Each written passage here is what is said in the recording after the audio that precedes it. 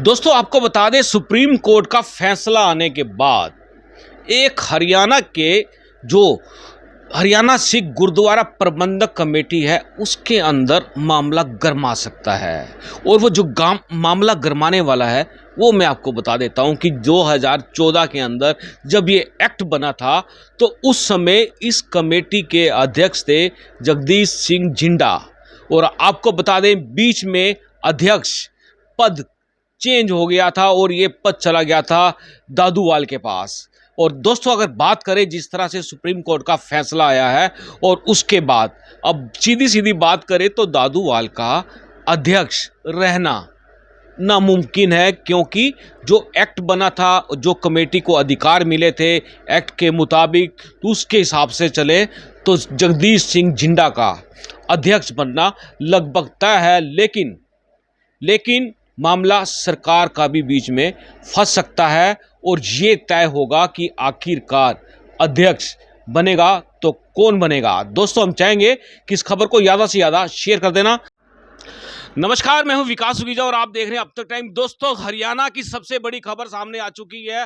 देश के सर्वोच्च न्यायालय ने हरियाणा गुरुद्वारा प्रबंधक मैनेजमेंट कमेटी को अधिकार दे दिया हरियाणा के गुरुद्वारों को संभालने के लिए। आपको बता दें एसजीपीसी वाला जो मामला चल रहा था, अब सुप्रीम कोर्ट के आदेश आने के बाद हमारे साथ जुड़ चुके हैं जो हरियाणा गुरुद्वारा प्रबंधक कमेटी है उसके सदस्य हैं हरप्रीत सिंह नरूला। उनसे जानेंगे, ये पूरे फैसले के बारे में जानेंगे, आखिरकार अब क्या रहने वाला है, पंजाब का हस्तक्षेप हरियाणा में कितना रहेगा। सीधी बात करते हैं। दोस्तों हमारे साथ जुड़ चुके हैं हरियाणा सिख गुरुद्वारा प्रबंधक कमेटी के सदस्य हरप्रीत सिंह नरूला जी, आपका अब तक टाइम्स पे बहुत बहुत स्वागत है। धन्यवाद जी, बहुत बहुत धन्यवाद आपका। नरूला जी, यदि बात करें सुप्रीम कोर्ट ने जिस तरह से हरियाणा के सिखों को हरियाणा के गुरुद्वारे संभालने का अधिकार आज उसके पक्ष में फैसला कर दिया है, तो आप इसके बारे में क्या कहना चाहेंगे? मैं जी बहुत बहुत धन्यवादी हूँ, बहुत शुक्रगुजार हूँ सुप्रीम कोर्ट का और गुरु ग्रंथ साहिब जी का, जिन्होंने हरियाणा सिख गुरुद्वारा प्रबंधक कमेटी को जीत दिलवाई है। क्योंकि ये 2014 में एक्ट बना था और एक्ट के विधानसभा के एक्ट के तहत हरियाणा सिख गुरुद्वारा मैनेजमेंट कमेटी बनी थी। लेकिन ये जो एसजीपीसी के मेंबर हरभजन सिंह थे, उन्होंने सुप्रीम कोर्ट में ये एक याचिका दायर की थी, तो आज उस याचिका को सुप्रीम कोर्ट ने डिसमिस कर दिया और हरियाणा सिख गुरुद्वारा प्रबंधक कमेटी को मान्यता दी है। 14 साल के संघर्ष के बाद 2014 में ये कमेटी जो है, ये विधानसभा ने इसको एक्ट बनाया और कमेटी बनी। और उसमें हुआ क्या कि 2014 में जब कमेटी बनी तो हमारे पास 5 गुरुद्वारों की सेवा संभाल हरियाणा सिख गुरुद्वारा प्रबंधक कमेटी को मिली। और फिर सुप्रीम कोर्ट में हरभजन सिंह जी एक कुरुक्षेत्र से मेंबर हैं एसजीपीसी के, उन्होंने ये केस डाला और ये फिर स्टे हो गया था। जितने गुरुद्वारे हरियाणा सिख गुरुद्वारा प्रबंधक कमेटी उस टाइम तक सेवा संभाल कर पाई, वो हरियाणा सिख गुरुद्वारा प्रबंधक कमेटी के पास रहे 8 साल तक अब तक। और बाकी गुरुद्वारे सारे जो हैं श्रोमणी गुरुद्वारा प्रबंधक कमेटी श्री अमृतसर साहिब के पास सेवा संभाल थी। तो आज जो हमारा केस का फैसला हुआ है, उन्होंने जो ये पिटीशन थी, ये हरभजन सिंह एसजीपीसी उन्होंने डाली थी। तो आज जो उच्च न्यायालय है, सुप्रीम कोर्ट ने वो पिटीशन को खारिज कर दिया और हरियाणा सिख गुरुद्वारा प्रबंधक कमेटी को मान्यता दी है। यदि बात करें आपकी पूरी कमेटी के कितने मेंबर है, प्रधान कौन है? जी, हरियाणा सिख गुरुद्वारा प्रबंधक कमेटी के 41 मेंबर थे और उसमें से फिर कुछ शरीर छोड़ गए, तो 41 मेंबरी कमेटी ये बनी थी जी 2014 में। तो आज की तारीख में कितने मेंबर्स होंगे? आज की तारीख में 36 मेंबर थे जी। तो अध्यक्ष कौन है इसमें? इस टाइम दादूवाल जी अध्यक्ष हैं जी हमारी कमेटी के। हाँ तो जी। क्या रहेगा अब जिस तरह से टकराव होने की स्थिति हो सकती है, ऐसा लगता है कि शिरोमणि अकाली दल है जिस तरह से, या बात करें तो हरियाणा का जो अलग से बन चुका है, इनका आपस में कोई टकराव के आसार लगते हैं आपको? नहीं जी, ऐसा कुछ नहीं होगा कि हम सरकार से ये गुजारिश करेंगे, क्योंकि सुप्रीम कोर्ट ने ये आदेश दिए हैं, तो हरियाणा सरकार को हम ये बेनती करेंगे कि गुरुद्वारों की जो सेवा संभाल है वो हरियाणा सिख गुरुद्वारा प्रबंधक कमेटी को दी जाए। तो इसमें अब आगे क्या रहना, राजनीति क्या रहने वाली है इसको लेके? देखिए जी, हम तो आज भी सीएम साहब से मिलेंगे और सीएम साहब को कहेंगे कि वो इसमें जो भी है, जो सेवा संभाल है, देखो ये 2014 में ही हरियाणा सिख गुरुद्वारा प्रबंधक कमेटी का हक है सेवा संभाल का, हरियाणा के सिखों का हक है, क्योंकि ये हरियाणा के गुरुद्वारे हैं। तो इसमें नेचुरली बात है कि जो हरियाणा के सिख हैं, उनको अपना हक मिलना चाहिए। हम तकरीबन 20 लाख सिख हरियाणा में बसते हैं, उनके गुरुद्वारे हैं, तो हरियाणा सिख गुरुद्वारा प्रबंधक कमेटी उनको मैनेज करे, उनको कंट्रोल करे। यदि बात करें अभी तक कितने गुरुद्वारों की सेवा अपने पास है, हरियाणा के जो सिख भाई हैं उनके पास है, और बाकी कितने गुरुद्वारे हैं जिनकी सेवा उनके पास हरियाणा सिख गुरुद्वारा मैनेजमेंट कमेटी के पास 5 गुरुद्वारों की सेवा है जी। जी। तो बाकी जो हैं वो अभी एसजीपीसी के पास ही थे, अमृतसर वालों के पास। हाँ जी। तो क्या लगता है अब आपको, कोई किसी तरह का कोई राजनीतिक कोई हस्तक्षेप हो सकता है? जैसे पंजाब में केजरीवाल की सरकार है, यहाँ पे भाजपा जेजेपी की सरकार है, कोई पॉलिटिकल हस्तक्षेप तो नहीं होगा बीच पे? नहीं, इसमें पॉलिटिकल हस्तक्षेप की कोई गुंजाइश ही नहीं है जी, क्योंकि सुप्रीम कोर्ट ने सबसे एफिडेविट मांगे थे। जी। पंजाब सरकार ने भी हमारे हक में एफिडेविट दिया। जो आप सरकार है वहाँ भगवंत मान जी की, जी। उन्होंने हमारे हक में एफिडेविट दिया है कि ये कमेटी बननी चाहिए, हमें कोई एतराज नहीं। और हरियाणा सरकार ने भी, इसीलिए मैंने सीएम साहब का धन्यवाद किया कि सीएम साहब ने भी सुप्रीम कोर्ट में हरियाणा सरकार की तरफ से मुख्यमंत्री ने देना होता है, तो उन्होंने भी यही एफिडेविट दिया है कि ये जो कमेटी है, इसको पूरी मान्यता मिलनी चाहिए। दुर्ला साहब, बात करें कि धन्यवाद किसका करना चाहेंगे, क्योंकि एक्ट हुड्डा सरकार में बना था और अब जो सर्वोच्च न्यायालय का फैसला आया है वो मनोहर लाल की सरकार में आया है, किसका धन्यवाद करना चाहेंगे? देखिए बात ये है, हम एक राजनीतिक पार्टी नहीं है, हम तो एक धार्मिक संस्था के मेंबर हैं। हमारे लिए सभी बराबर हैं। चाहे हुड्डा साहब थे, चाहे हम उनका ये धन्यवाद करते हैं, उन्होंने ये कमेटी बनाई। आज हम खट्टर साहब का भी धन्यवाद करते हैं कि उन्होंने दोबारा एफिडेविट देके हमारी कमेटी को रिवाइव कराया। अच्छा, जो आपकी कमेटी है उसमें कोई चुनाव हो सकते हैं दोबारा, या कोई अध्यक्ष बन सकता है?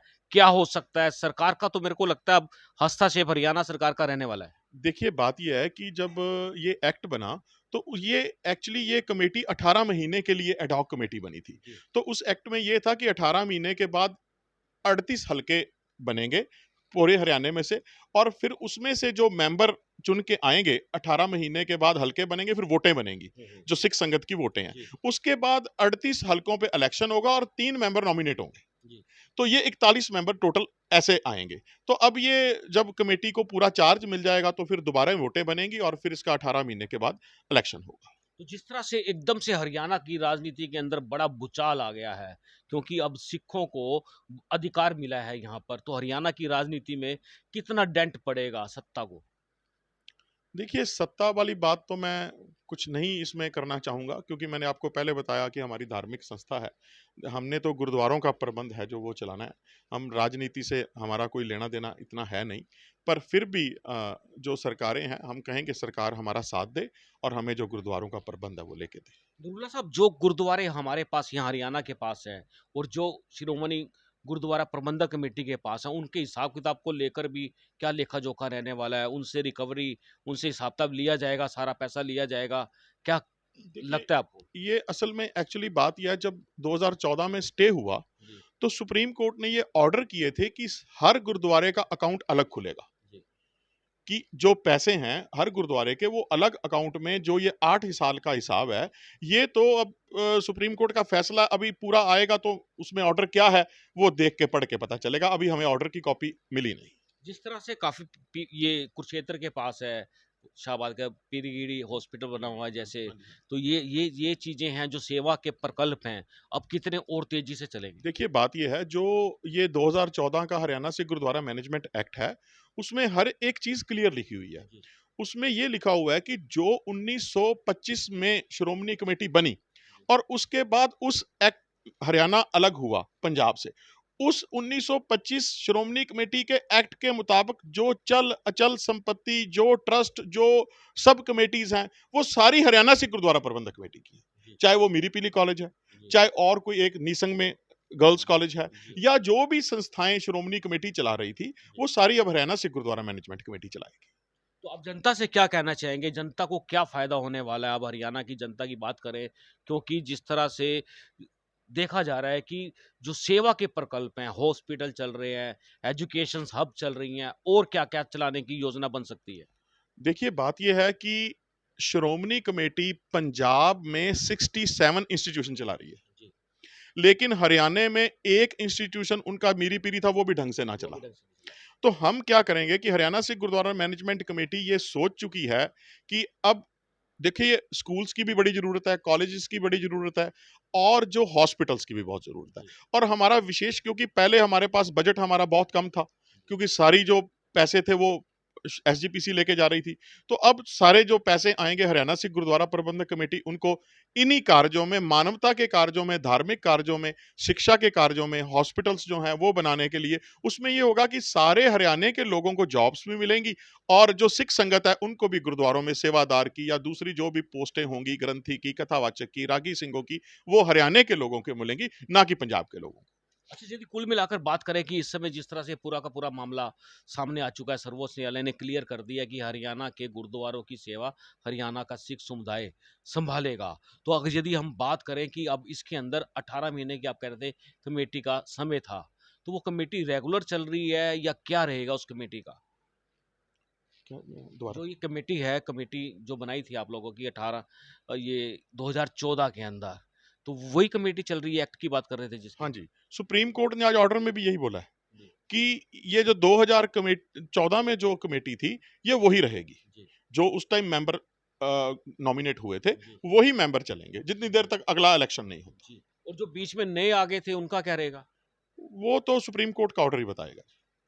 बिल्कुल दोस्तों, आपको बता दें जो सर्वोच्च न्यायालय का ऑर्डर आया अभी पूरी तरह से स्टडी नहीं हो पाया है, लेकिन जो ऑर्डर आया है कि हरियाणा के गुरुद्वारों की सेवा अब हरियाणा के सिख संभालेंगे। ये अपने आप में बड़ा फैसला है क्योंकि सीधा-सीधा ये हरियाणा और पंजाब की राजनीति पर बड़ा असर पड़ने वाला है। आप मानते हैं ये पड़ेगा असर? पंजाब की राजनीति में तो जी मैं इसका कोई असर नहीं समझता, क्योंकि हरियाणा की गुरुद्वारा कमेटी है, पंजाब को इससे कोई लेना-देना है नहीं। हाँ, एसजीपीसी को थोड़ा फ़र्क पड़ सकता है कि उनके फंड्स कम हो जाएँगे। जी, और उनको राजनीतिक तौर पे तो देखो, बादल साहब को कोई फ़र्क नहीं पड़ता। जी, हरियाणा की सिख हैं, उनकी अपनी हरियाणा में वोट हैं, पंजाब पंजाब के सिखों की पंजाब में वोट हैं, ऐसा कुछ नहीं है। अकाल तख्त साहब को हम भी समर्पित हैं और पंजाब के सिख भी समर्पित हैं। जी, हम कोई अकाल तख्त साहब से अलग थोड़ा हैं। जी। हम उतना ही सत्कार अकाल तख्त साहब का करते हैं जितने पंजाब के सिख करते हैं, या जो हरियाणा में नहीं है, दिल्ली के भी उतना ही करते हैं। जो विदेश में बैठे हैं, वो भी उतना ही करते हैं। ये तो अकाल तख्त साहब तो सबका साझा है जी। हम नरोला जी हमारी कुछ कहना चाहेंगे हरियाणा के सिखों को? मैं हरियाणा के सिखों का जी बहुत-बहुत धन्यवाद। उनकी मेहनत के कारण जो उन्होंने हमारा इतने साल साथ दिया, उन्होंने संघर्ष में हमारे साथ रहे, हमारे सारे भाई। मैं आज सबका धन्यवाद करता हूँ कि गुरु ग्रंथ साहिब महाराज का धन्यवाद करता हूँ कि उन्होंने आज हमें ये जो हरियाणा सिख गुरुद्वारा मैनेजमेंट कमेटी की जीत हुई है, मैं सारी हरियाणा की सिख संगत का धन्यवाद करता हूँ। बिल्कुल दोस्तों, आपको बता दें ये थे हमारे साथ हरप्रीत सिंह नरूला और आपको बता दें जिस तरह से उनसे हमने बात की है और ये खास बातचीत है, हम चाहेंगे इस खबर को ज़्यादा से ज़्यादा शेयर कर देना। दोस्तों, आपको बता दें सुप्रीम कोर्ट का फैसला आने के बाद एक हरियाणा के जो हरियाणा सिख गुरुद्वारा प्रबंधक कमेटी है उसके अंदर मामला गरमा सकता है और वो जो मामला गरमाने वाला है वो मैं आपको बता देता हूं कि 2014 के अंदर जब ये एक्ट बना था तो उस समय इस कमेटी के अध्यक्ष थे जगदीश सिंह जिंडा और आपको बता दें बीच में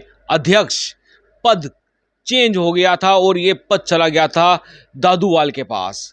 और दोस्तों अगर बात करें जिस तरह से सुप्रीम कोर्ट का फैसला आया है और उसके बाद अब सीधी सीधी बात करें तो दादूवाल का अध्यक्ष रहना नामुमकिन है क्योंकि जो एक्ट बना था जो कमेटी को अधिकार मिले थे एक्ट के मुताबिक तो उसके हिसाब से चले तो जगदीश सिंह जिंडा का अध्यक्ष बनना लगभग तय है। लेकिन मामला सरकार का भी बीच में फंस सकता है और ये तय होगा कि आखिरकार अध्यक्ष बनेगा तो कौन बनेगा। दोस्तों हम चाहेंगे कि इस खबर को ज़्यादा से ज़्यादा शेयर कर देना। आप देख रहे हैं अब तक टाइम्स, मैं हूं विकास सुखीजा अपने साथी रिकेश के साथ। नमस्कार, जय हिंद, जय Bharat. This is important for you and your loved ones. Choose a policy today from Star Health Insurance. This is important for you and your loved ones. Choose a policy today from Star Health Insurance.